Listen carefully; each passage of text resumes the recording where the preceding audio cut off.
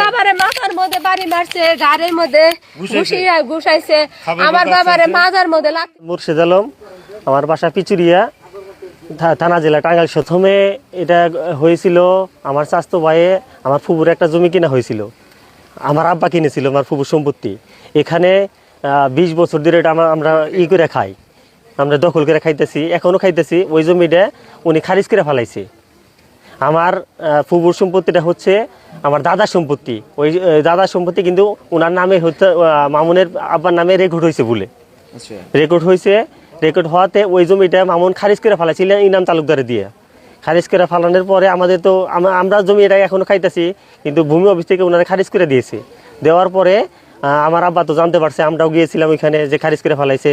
পরে এটা আমার আব্বা মসজিদে নামাজ পড়তে গেছে 12 তারিখে, আসরের নামাজের পরে আমার আব্বা ইমাম সাহেবরে নিয়ে চাষটলে গেছে।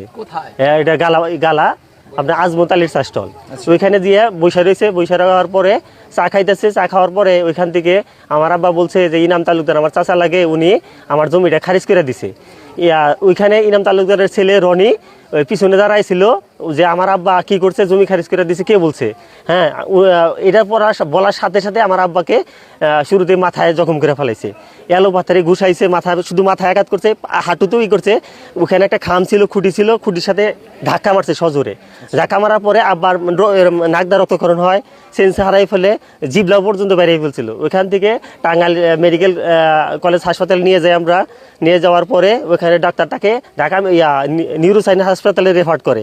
ওইখান থেকে সিটি স্ক্যান করার পরে ওইখানে দেখি যে মাথায় রক্তক্ষরণ হয়েছে, অনেক, প্রায় 3 ইঞ্চি পরিমাণ মাথায় রক্তক্ষরণ হয়েছে। নিউরো সায়েন্স হাসপাতাল থেকে পরিচালক মহোদয় ঢাকা মেডিকেল কলেজ হাসপাতালে রেফার করার পর আমার বাবা ওইখান থেকে লাইফ সাপোর্টে ছিল। 13 তারিখ রাত 1:15 থেকে 18 তারিখ 1:30 পর্যন্ত লাইফ সাপোর্ট ছিল। তারপরে আমার আব্বা মৃত্যুবরণ করে ওইখান থেকে। ওসি স্যারকে জানানো হয়েছে টাঙ্গাইল মডেল থানায়, আবার এসআই জাকারিয়া স্যারকে জানানো হয়েছে। উনি ওসি স্যার প্রশাসন পাঠাইছিল। হ্যাঁ, উনি ঘটনার সত্যতা পাইছে। আমার নাম হইল মোহাম্মদ নজির ইসলাম তালুকদার। আমি শহরে ছিলাম। আমি শহরে থেকে আমি খবর পেলাম, আমার ছেলে আমাকে খবর দিল যে তুমি কোথায়? আমি টাঙ্গাইল মেজবান হোটেলের সামনে। এই ব্যাপার, কাকারে যে মারছে, কে মারলো? রনি মারলো। কেন? কইলে পড়েছি যদি আগে তাকে বাঁচাও। আমি সঙ্গে সঙ্গে দৌড়ে চলে গেলাম আমরা মেডিকেল 8 তলায় নতুন ভবনে।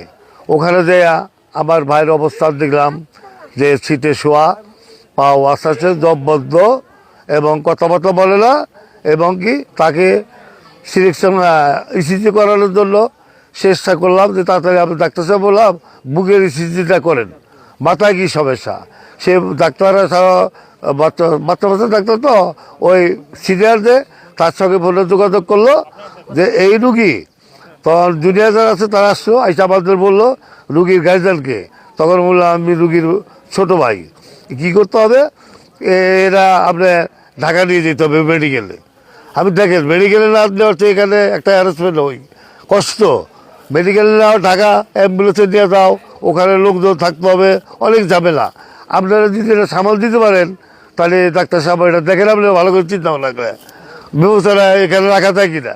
তখন বললো দেখেন তার যে মাথায় রক্তক্ষরণ হয়েছে, তার যে আঘাতটা করছে, ভালো রকমের আঘাত করছে, তার জব্বত হয়ে গেছে গা, তার অলরেডি প্রেশার 200-র উপরে উঠে গেছে গা।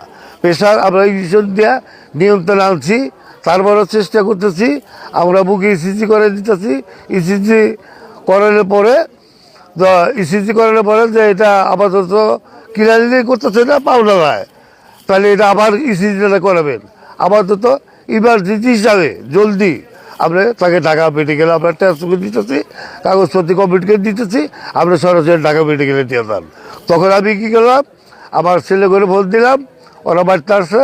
আমি জলদি তারা আসি, টাকা পয়সা দিয়ে জলদি আয়, যে অ্যাম্বুলেন্স ভাড়া করে রাখছি, তোরা আসলি নিচে না হয়ে অ্যাম্বুলেন্সে পাঠিয়ে দিব। আমার বড় ভাই সে মসজিদের নামাজ পড়ে ওই চাষটার চাকাইতে গেছে। ওখানে আরও 3-4 জন মুরব্বী ছিল, একটা মুক্তিযোদ্ধা ছিল, তার নাম শহীদ, আরও কয়েকজন ছিল। তাদের জিজ্ঞাইলাম যে কী ঘটনা করছে।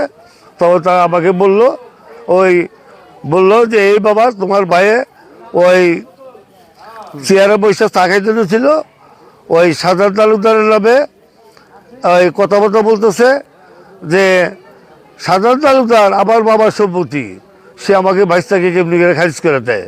কারণটা কি? আমি জমি কিনছি, আমার ভাইসটা যদি 2-1 ডিসিমাল পায় সেটা আমি দিয়ে দিব, কে খারিজ করবো কেন? আমি 17 বছর ধরে জমি খেতেছি, সে খারিজ করে দেওয়ার কারা?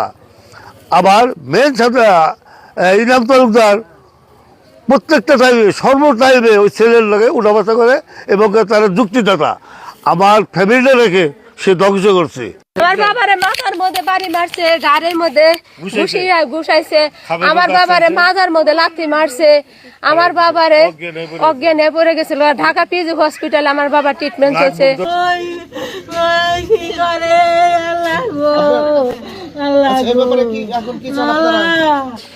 শেষ শেষ শেষ সারাই শেষ। শিক্ষা শিক্ষা দেবেন, বিচার চাই, বিচার চাই।